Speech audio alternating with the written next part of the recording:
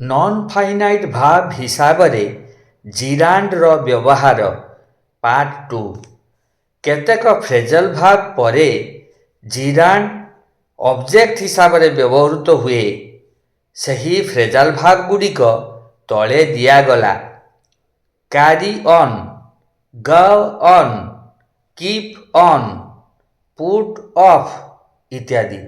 ଉଦାହରଣ: You mustn't go on neglecting your studies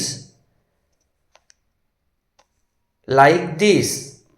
ତୁମେ ତୁମ ପଢ଼ାକୁ ଏହିଭଳି ଅବହେଳା କରିବା ଉଚିତ ନୁହେଁ।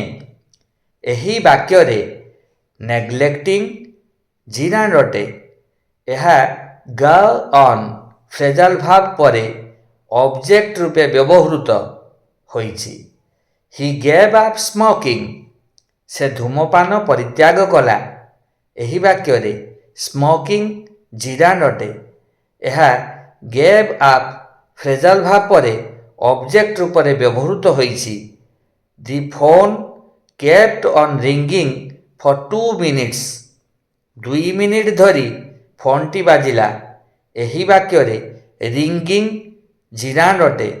ଏହା କିପ୍ ଅନ୍ ଫ୍ରେଜାଲ୍ ଭାର୍ବର ଅବଜେକ୍ଟ ରୂପେ ବ୍ୟବହୃତ ହୋଇଛି। Don't put off going to the doctor. ଡାକ୍ତରଙ୍କ ପାଖକୁ ଯିବା ବନ୍ଦ କରନ୍ତୁ ନାହିଁ। ଏହି ବାକ୍ୟରେ ଗୋଇଂ ଜିରାଣ୍ଡ ଅଟେ।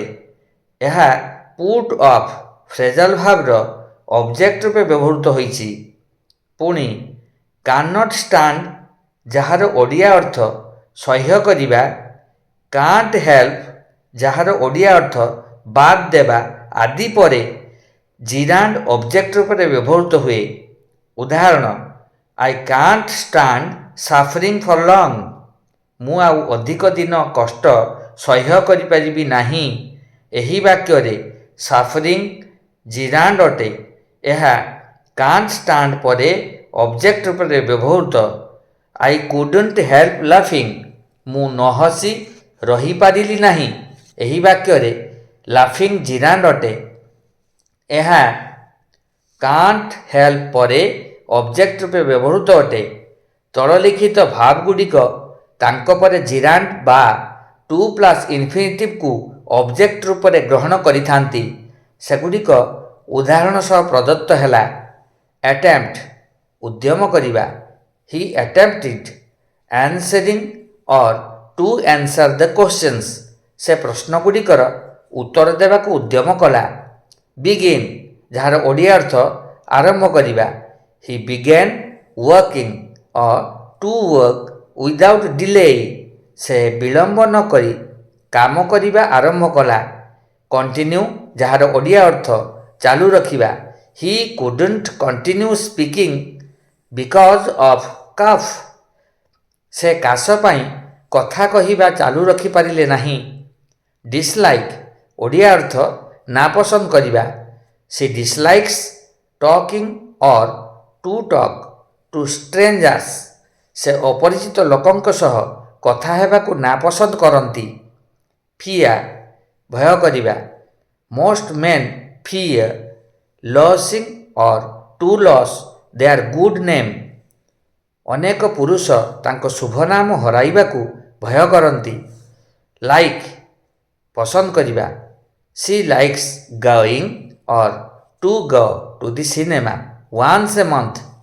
ମାସରେ ଥରେ ସିନେମା ଯିବାକୁ ସେ ପସନ୍ଦ କରନ୍ତି। ଲଭ୍, ଭଲ ପାଇବା। No one loves working or to work without money. ପଇସା ବିନା କାମ କରିବାକୁ କେହି ବି ଭଲ ପାଏ ନାହିଁ। ହେଟ୍, ଘୃଣା କରିବା। I hate telling or to tell a lie. ମୁଁ ମିଛ କହିବାକୁ ଘୃଣା କରେ। ଏହିସବୁ ବାକ୍ୟରେ ବ୍ୟବହୃତ ଫାଇନାଇଟ୍ ଭାର୍ବଗୁଡ଼ିକୁ ଲକ୍ଷ୍ୟ କରନ୍ତୁ। ସେଗୁଡ଼ିକ ପରେ ଜିରାଣ୍ଡ ବା ଟୁ ପ୍ଲସ୍ ଇନଫିନିଟିଭ୍ ବ୍ୟବହୃତ। ଏମାନେ ଦୁଇଟି ମଧ୍ୟରୁ ଯେକୌଣସି ଗୋଟିକୁ ଅବଜେକ୍ଟ ଭାବରେ ନିଅନ୍ତି। ଏହାର ପରବର୍ତ୍ତୀ ଭିଡ଼ିଓ ଲେସନରେ ଏହାର ବାକି ଥିବା ଅଂଶକୁ ଆଲୋଚନା କରାଯିବ।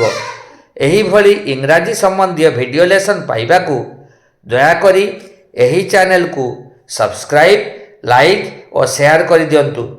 ଧନ୍ୟବାଦ।